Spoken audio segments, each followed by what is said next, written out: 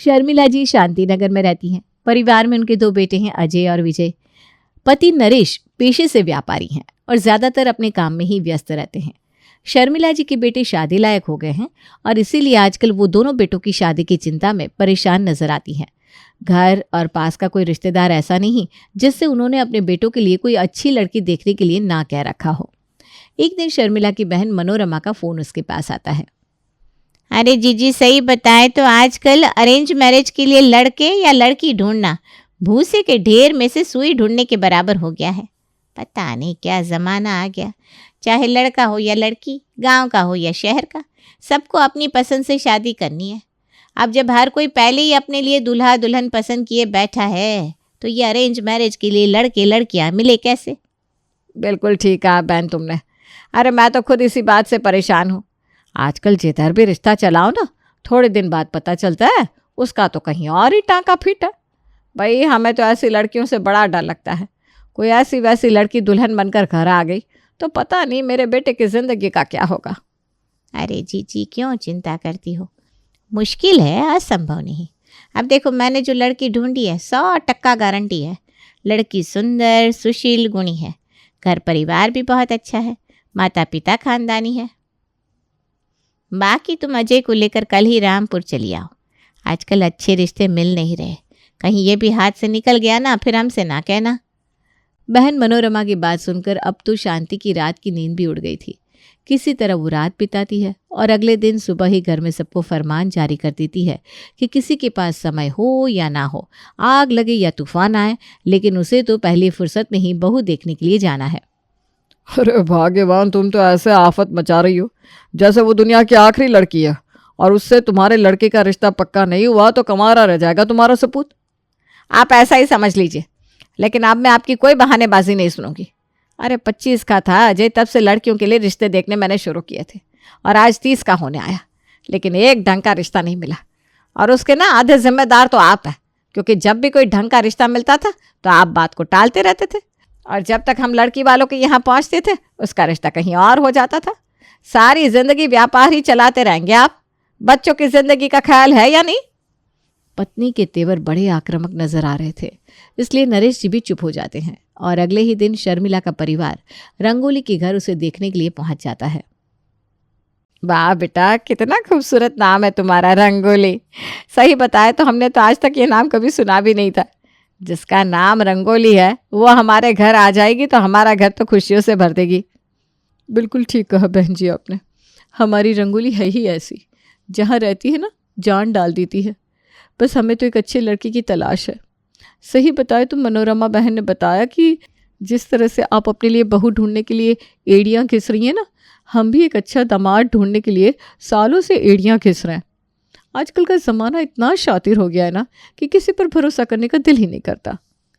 रंगोली की माँ की बात सुनकर तो शर्मिला को ऐसा लगा जैसे किसी ने उसके दिल की बात कह दी हो। रंगोली बेटा, तुम अंदर जाकर चाय नाश्ते की तैयारी देखो, हम बड़े बैठकर बातें करते हैं। कुछ देर बाद रंगोली की माँ अंदर रसोई में जाती है। बेटा बहुत अच्छा रिश्ता है, लड़का भी बहुत अच्छा है, उसका परिवार भी हीरा है हीरा। देखो ये रिश्ता हाथ से जाने ना पाए। ठीक है माँ, मेरी तरफ से तो आपको कोई दिक्कत नहीं होगी, बाकी भगवान की जैसी मर्जी। कुछ देर बाद शर्मिला एक बार फिर रंगोली को बुलाती है। अच्छा बेटा, वैसे तो हमें ये रिश्ता बहुत ही पसंद आया। हम पूछ रहे थे कि तुम्हारा खान पान कैसा है, मतलब खाना वगैरह बना लेती हो? कांदा लहसुन ये सब डाल के मसाले वाला? नहीं माँ जी, कांदा लहसुन मैं नहीं खाती हूँ।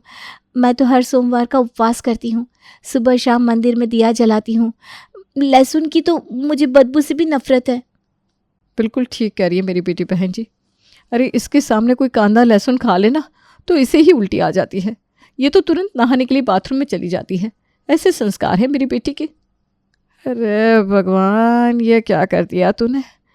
हमारे परिवार में तो सब कांदा लहसुन के भक्त हैं और लड़की मिली भी तो ऐसी जिसे कांदा लहसुन से उल्टी होती है।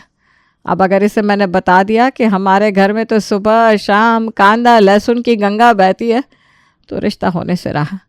अरे जीभ के स्वाद की ही तो बात है, थोड़ा सा एडजस्ट कर लेंगे, पर यह अच्छा रिश्ता हाथ से जाने नहीं दूंगी। अरे बेटा, ये तो बहुत अच्छी बात है।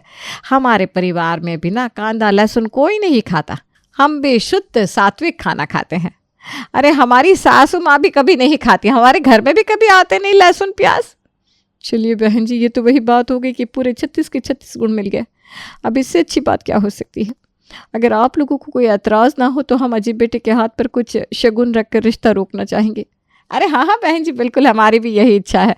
अब जब हम सब परिवार आपके यहाँ आए हैं तो रंगोली का रोका करके ही लौटते हैं और फिर जल्दी ही तारीख भी निकलवा लेंगे शादी की। दोनों परिवारों ने रोकी का कार्यक्रम झटपट निपटा लिया और इसके बाद शर्मिला वापस अपने घर लौट गई। घर आकर, बेटा एक बात पूछूं, वहाँ रंगोली को देखकर पहले तो तेरा चेहरा बड़ा खिल रहा था, लेकिन जब से रोका हुआ है तब से तेरे चेहरे की लालटेन क्यों बुझी हुई है? भाई क्या बात है, शादी करने की इच्छा नहीं है क्या वहाँ पर? मम्मी वो बात नहीं है, शादी तो करनी है और रंगोली मुझे पसंद भी है, लेकिन आपने ये क्या रायता फैलाया वहाँ पर? क्यों बोला कि हम शुद्ध सात्विक खाना खाते हैं? सुबह होती है कांदा पोहे से, दोपहर हो शाम हो कांदा लहसुन के बिना तो हमारा खाना होता ही नहीं है। तो ये क्या बोल दिया आपने? तो तू क्या चाह रहा है बेटा? तेरे कांदा लहसुन खाने के शौक के लिए मैं इतना अच्छा रिश्ता हाथ से जाने देती? अरे उम्र बीत रही है तेरी, और तेरे बाद फिर इस विजय की शादी भी तो करनी है। बस एक बार शादी हो जाए तो फिर झटपट इसके लिए भी लड़की देखना शुरू कर दे। एक तो इतनी मुश्किल से एक ढंग का रिश्ता टकराया है, अब उसे भी इस छोटी सी बात के लिए मैं हाथ से जाने देती क्या? मम्मी ये छोटी सी बात लग रही है क्या आपको? और इस तरह से झूठ बोलकर शादी कौन करता है? अब जब शादी करके भाभी हमारे घर आएंगी तब क्या उन्हें पता नहीं चलेगा कि उनके ससुराल में सब कांदा लहसुन खाते हैं? तुम्हारे लिए कांदा लहसुन खाना बीवी लाने से ज़्यादा ज़रूरी है क्या? एक तो वैसे ही मोहल्ले की औरतों ने जीना मुश्किल करके रखा है मेरा। जब भी मिल जाती है तभी बेटे की शादी कब हो रही है, बेटे की शादी कब हो रही है पूछ के मेरा दिमाग खाली कर दिया। और बेटा ऐसा है कि सामने अच्छी लड़की मिल रही है तो कांदा लहसुन देख रहा है।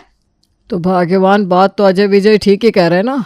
अब तुम झूठ बोलकर ऐसी लड़की को इस घर में ले आओगी तो कैसे गुजर करेगी वो कांदा लहसुन वाले इस ससुराल में? सुना था ना उसकी माँ क्या कह रही थी, उसने अगर कांदा लहसुन देख भी लिया तो उल्टी हो जाती है, वो नहाए बिना रह नहीं पाते। जब हम यहाँ पर सुबह दोपहर शाम कांदा लहसुन खाएंगे तो क्या वो पूरा दिन बाथरूम में ही बिताएगी बच्ची? देखो सब लोग कान खोलकर सुन लो, अजय की शादी रंगोली से ही होगी। उसके लिए चाहे हम लोगों को कांदा लहसुन ही क्यों ना छोड़ना पड़े, वही सही। और तू भी कान खोलकर सुन ले अजय, कानों कान खबर ना हो जाए रंगोली को कि हमारे परिवार में सब लोग कांदा लहसुन खाते हैं। जैसा उसे बताया है सब कुछ वैसा ही नजर आना चाहिए। लेकिन मम्मी मैं कांदा लहसुन के बिना नहीं रह सकता, ये सब शुद्ध सात्विक खाना मुझे नहीं जमेगा। अरे नालायक, तो किसी ने तेरे मुंह पर पट्टी थोड़ी ना बांधी है, बाहर जाकर खा लेना जिसको जो खाना है, लेकिन इस घर में अब से कांदा लहसुन का नाम भी नहीं लेगा कोई। शर्मिला जी ने सख्त शब्दों में अपना फैसला सुना दिया था और अजय भी बेचारा मजबूर तो था ही, क्योंकि अच्छी लड़की तो उसे मिल नहीं रही थी, इसलिए वो भी झक मारकर माँ के फैसले को स्वीकार कर लेता है। शर्मिला के अलावा रंगोली के परिवार को भी शादी की जल्दी थी, इसलिए चट मंगनी और पट शादी करके रंगोली अपने ससुराल आ जाती है। शादी के बाद, बहू आज से रसोई की पूरी जिम्मेदारी तुम्हारी है। सबकी पसंद नापसंद के बारे में समझ लो और उसी के हिसाब से खाना बनाया करो। जी माँ जी। रंगोली सुबह उठती, मंदिर में जाकर दिया बाती करती, उसके बाद परिवार में सबके माथे पर कुमकुम लगाकर सभी को प्रसाद देती और फिर रसोई घर में जाकर शुद्ध सात्विक भोजन पकाती। हालांकि रंगोली के हाथ के पके हुए खाने में कमी कोई नहीं थी, वो अपनी तरफ से स्वादिष्ट खाना ही बना रही थी, लेकिन जिनके मुंह में कांदा लहसुन का स्वाद लग चुका हो उन्हें कहाँ ये सब पसंद आने वाला था। भाभी क्या आप रोज़ वही गोभी गाजर लौकी बना कर रख देती हो? आज कुछ स्पेशल बनाओ ना प्लीज़, कितने दिन हो गए कुछ अच्छा नहीं खाया। ठीक है देवर जी, आज मैं खाने में कुछ स्पेशल बना दूंगी। शाम के समय जब सभी लोग डाइनिंग टेबल पर बैठते हैं तो रंगोली लाकर मटर पनीर की सब्जी सबकी थाली में परोस देती है। माँ क्या है ये, 1 महीना हो गया भाभी को इस घर में आए हुए। हमारे घर में अब हर सुबह सादे पोहे से होती है और भाजी से ख़त्म। ऐसे कैसे चलेगा? मुझे तो समझ में ही नहीं आ रहा, कांदा लहसुन के बिना खाना कैसे खा सकते हैं लोग? अरे एक जैसा फीका फीका लगता है। अगर कुछ स्पेशल बनाने को बोलो तो भाभी लाकर पनीर बना देती है। अरे कितना पनीर खाएगा कोई? अब तो पनीर के नाम से चिढ़ होने लगी है मुझे। 30 दिन में 20 बार पनीर खिला दिया है भाभी ने। ऐसा है माँ, कल से ना मेरे लिए टिफ़िन बनाने के लिए मना कर दो भाभी से, मैं अपने टिफ़िन का इंतज़ाम बाहर ही कर लूँगा। अगले दिन सुबह, रंगोली बेटा, वो हम क्या कर रहे थे, सुबह सुबह उठकर इतना काम करती हो, सबके लिए टिफ़िन बनाकर पैक करती हो। ऐसा करो आज से दोपहर में ये टिफ़िन बनाने का काम बंद कर दो। सब लोग दोपहर का खाना बाहर ही खा लिया करेंगे, तुम्हें भी थोड़ा आराम मिल जाएगा।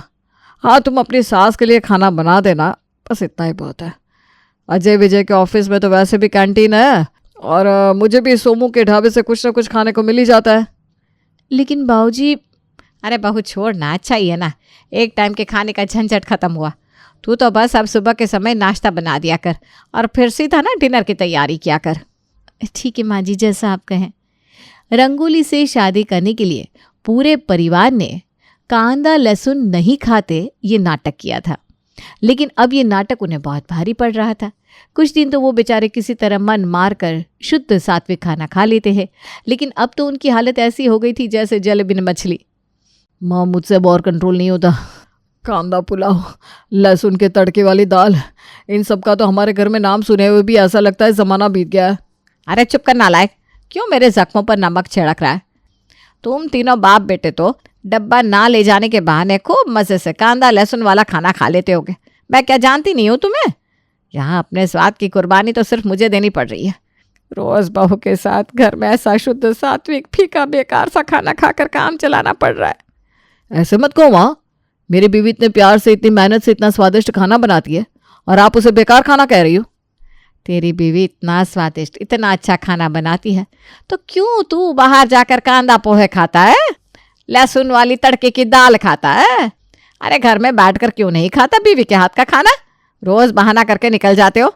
कभी कहता है दोस्तों के साथ चाय की टपरी तक जा रहा हूँ, कभी कहता है खाने के लिए कुछ मीठा लेकर आता हूँ, कभी किसी दोस्त का फ़ोन आ जाता है। बेटा ये सब बहाने ना अपनी बीवी को बताना, मैं तेरी माँ हूँ, अच्छे से समझती हूँ तू क्या करने के लिए बाहर जाता है। अरे माँ, तो जैसे हम लोग बाहर जाकर अपनी क्रेविंग शांत करते हैं, आपको किसने रोका है? आप भी कुछ ना कुछ बहाना बनाकर निकल जाया करो और जो खाना है बाहर खा कर निपटा कर लौट आया करो।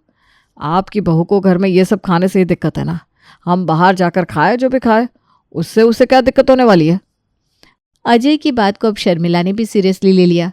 वो भी अब अक्सर दोपहर के समय किसी सहेली के यहाँ जाने के बहाने से निकलती और चुपचाप घर से कुछ दूरी पर बने हुए होटल पर जाकर कांदा लहसुन वाला खाना अपनी पसंद का मंगवा के खा लेती और अपनी भूख मिटा लेती। मम्मी, वो मेरी ऑफिस में एक लड़की है, मैं उसे बहुत पसंद करता हूँ। अगर आप लोगों को कोई प्रॉब्लम ना हो तो मैं उसके पेरेंट्स को मिलने के लिए घर बुला लूँ। हाँ बेटा, तू तो इसी दिन के इंतज़ार में बैठा था कि बड़े भाई की शादी हो जाए तो तू अपना नंबर लगवाए। अब जब तूने लड़की पसंद ही कर ली है तो ले आ बेटा उसके माँ बाप को। बड़े की शादी करने में बहुत जूते घिस लिया हमने, हमारे लिए तो अच्छा ही है, बवाल ख़त्म होगा। जल्द ही छोटे बेटे की शादी भी स्वीटी से हो जाती है। शादी के बाद स्वीटी देखो, मैंने तुम्हें पहले ही बताया था कि मेरी फैमिली में ना सब कांदा लहसुन वाला खाना ही खाते हैं। हाँ, तो प्रॉब्लम क्या है? मैं भी तो कांदा लहसुन वाला खाना खाती हूँ, सब लोग मिलकर मज़े से बनाएंगे। वही तुम्हें बताने वाला हूँ कि सब लोग कांदा लहसुन खाते तो हैं लेकिन पार्टी नहीं कर सकते, क्योंकि मेरी भाभी ना शुद्ध सात्विक खाना खाती हैं। उनके सामने कांदा लहसुन का नाम भी नहीं ले सकते, इसलिए हम खाते ज़रूर हैं लेकिन घर में नहीं, घर से बाहर जाकर खाते हैं। और भाभी को इस बारे में कानों कान खबर भी नहीं हो पाती। विजय, अब ये क्या नया नाटक है? तुम्हें ये सब मुझे शादी से पहले बताना चाहिए था ना। अब मैं तुम्हारी भाभी के लिए अपना खाना तो नहीं बदल सकती। स्वीटी मैडम, भाभी के लिए उसकी सास ने अपना खान पान बदल लिया तो तुम तो वैसे भी घर की छोटी बहू हो, थोड़ा सा एडजस्ट कर लो ना यार, क्या फ़र्क पड़ता है? और कोई तुम्हें खाने से नहीं रोक रहा, हाँ बस थोड़ा सा मैनेज करना पड़ेगा।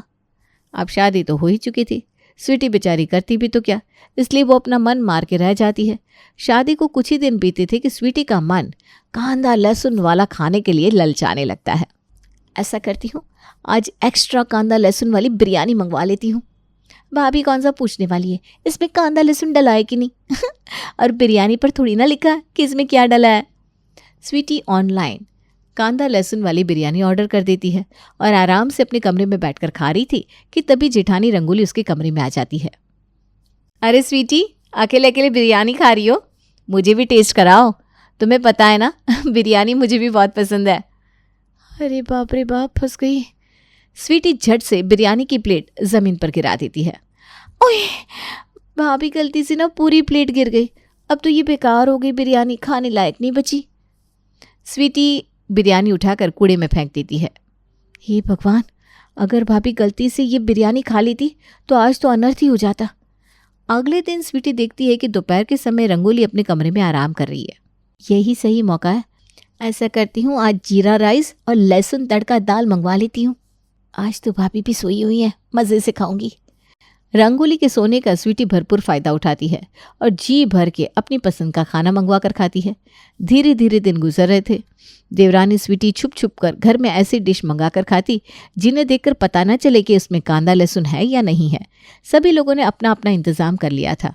हाँ, बस वो अलग बात है कि अब पहले की तरह वो लोग एक साथ डाइनिंग टेबल पर बैठकर अपना फेवरेट कांदा लहसुन वाला खाना नहीं खा पा रहे थे, लेकिन बाहर जाकर अपना शौक पूरा कर लेते थे। एक दिन की बात है। डिनर करने के बाद सभी लोग 9 बजे तक अपने अपने कमरों में चले गए थे। रात के तकरीबन 11 बज रहे होंगे। छोटी बहू स्टोर में कुछ सामान लेने के लिए जाती है। जैसे ही वो स्टोर रूम की लाइट ऑन करती है, वहाँ का नज़ारा देखकर उसकी आंखें खुली रह जाती है। सामने जिठानी रंगोली स्टोर रूम में छुपकर जो खाना खा रही थी, उसकी खुशबू तो कुछ लहसुन वाली लग रही थी। भाभी, आप ये लहसुन वाला खाना खा रही है? हे राम, ये कैसे हो सकता है? अरे स्वीटी, तुम शोर क्यों मचा रही हो? देखो, मुझे पता है इस घर में कांदा लहसुन कोई नहीं खाता, लेकिन मैं क्या करूं, मुझसे ना कंट्रोल ही नहीं हो रहा था। इतने दिन हो गए मेरी शादी को, मुझसे रहा नहीं गया, तो मैंने यहाँ स्टोर रूम में खाने का सोचा, और देखो मेरी फूटी किस्मत, उसमें भी मैं पकड़ी गई। स्वीटी ने इतने ज़ोर से शोर मचा दिया कि उसकी आवाज़ सुनकर सास, ससुर और घर के बाकी लोग भी स्टोर रूम में आ गए। अरे बहू, ये सब हम क्या देख रहे हैं? हो माँ जी, मेरी माँ ने बोला था कि रिश्ता हाथ से जाना नहीं चाहिए। मेरे कांदा लहसुन खाने की बात पे आप लोग रिश्ता ना तोड़ दे, उसी डर से मैंने उस समय आपसे झूठ बोल दिया, और फिर झूठ के नाम पर बना हमारा ये रिश्ता। इस झूठ के सहारे चलता रहा। ऐसा नहीं है कि मैंने कोशिश नहीं की खुद को बदलने की, लेकिन जब मुझसे रहा नहीं जाता ना, तो मैं ऐसे ही स्टोर रूम में छिपकर कभी कभी, हाँ सिर्फ कभी कभी, कांदा लहसुन वाला खाना खा लेती हूँ। बाकी माँ जी, पूजा पाठ, श्रद्धा भक्ति, वो सब एकदम असली था। बस ये कांदा लहसुन वाली बात मैंने आपसे झूठ बोली। अरे बेटा सॉरी, झूठ तो हमें भी तुझसे नहीं बोलना चाहिए था। दरअसल हम सब बिना कांदा लहसुन खाते हैं। यहाँ पर शुद्ध सात्विक खाना तो कोई नहीं खाता। तेरे डर से हम सब छुप छुप के बाहर जाकर खाते थे, और तू हमारे डर से छुप कर यहाँ बैठ कर खा रही है। अरे इससे तो अच्छा होगा ना कि हम सब मिलजुल कर एक साथ डाइनिंग टेबल पर बैठ कर खाएं। बस उस दिन का दिन था कि कांदा लहसुन न खाने वाली बहू का कांदा लहसुन वाला ससुराल अब कांदा लहसुन खाने वाली बहू के कांदा लहसुन वाले ससुराल में बदल गया। नहीं समझे? अरे छोड़ो ना।